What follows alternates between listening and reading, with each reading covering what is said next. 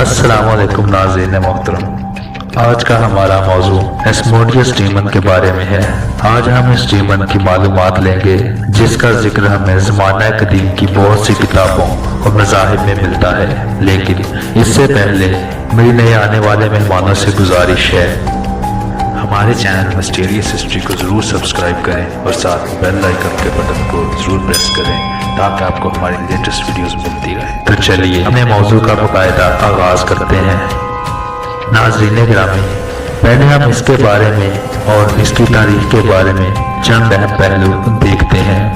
एस्मोडियस नामी ये शैतानी रूह सदियों पुरानी है। इसका जिक्र हमें मुख्तलिफ मज़ाहिब की मुख्तलिफ ज़ुबानों और किताबों में मिलता है, जहाँ हमें ज़रदश्त मज़हब में 9वीं सदी से 12वीं सदी के दरमियान इसका नाम एशमा था।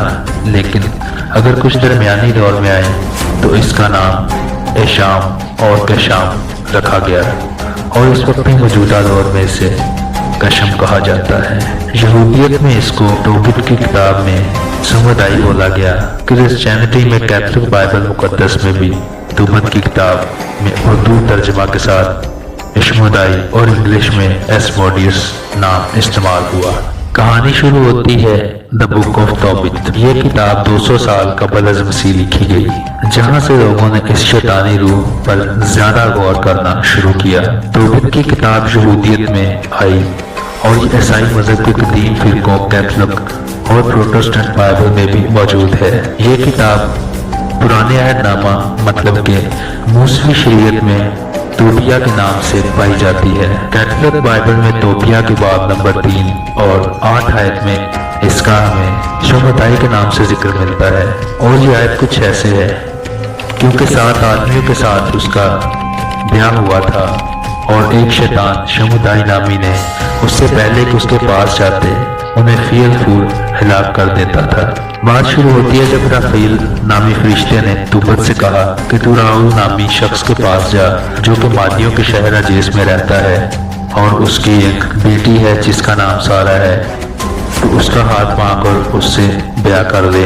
तब तौबीत कहता है कि उससे शादी करने वाले पहले 7 मर्दों को हलाक कर दिया गया है, ऐसा ना हो कि मैं शादी करूं और मैं भी मारा जाऊं। लेकिन फरिश्ते ने कहा कि जैसा मैं कहता हूं वैसा तू कर।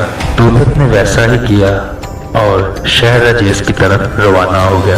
तौबीत को रास्ते में रात हो गई और वो एक दरिया के किनारे ठहर गया, जहाँ एक मछली ने उस पर हमला किया।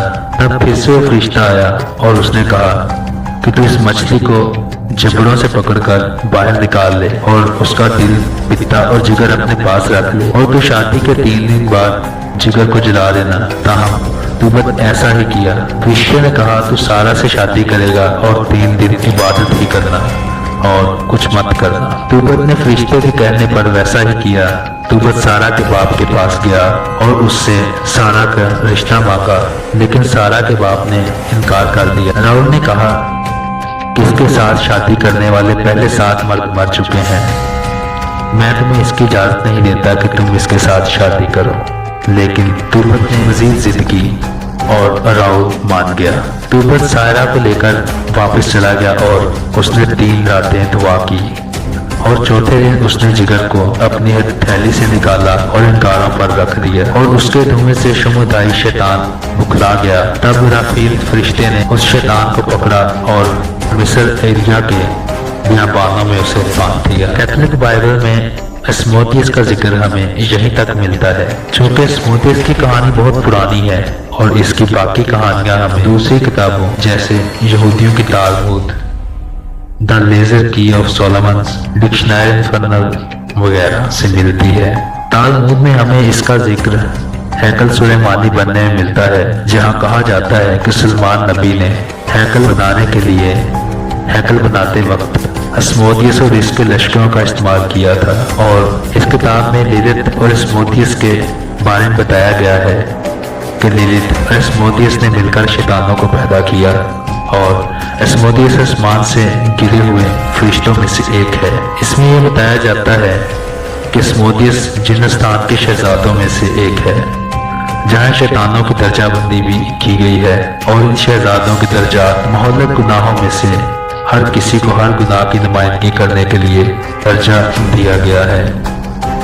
फख्र, हवस, हसद, काहली, लालच, गज़ब और पेट वगैरह। जहाँ एस्मोडियस को हवस प्रस्त का दर्जा दिया जाता है। एक और अफसाना द 1001 नाइट। इस कहानी में लिखा गया है कि जिसने बादशाह सुलेमान को नाराज किया था और उसे एक बोतल में बंद करके समंदर में फेंक दिया गया था। चूंकि उस बोतल पर बादशाह सलमान की मोहर लग गई थी, इसलिए एस्मोडियस जिन खुद को आजाद ना कर पाया और कई सदियों बाद एक माहीगीर ने इस बोतल को दरियाफ्त किया। अब बात होती है एस्मोडियस की ताकतों पर और ज़हरियत पर। इस बात का सबूत है मुक़द्दस किताबें नहीं देती, बल्कि सदियों पुरानी लिखी गई किताबों में हमें एस्मोडियस के बारे में मुख्तलिफ वजाहतें मिलती हैं। 1818 में लिखी गई किताब डिक्शनरी इन्फर्नल में एस्मोडियस को एक आदमी की छाती, एक मुर्ग की टांग, सांप की दुम, 3 सर, एक चेहरा मुंह से आग निकालता है, एक चेहरा भेड़ का है और दूसरा बैल का,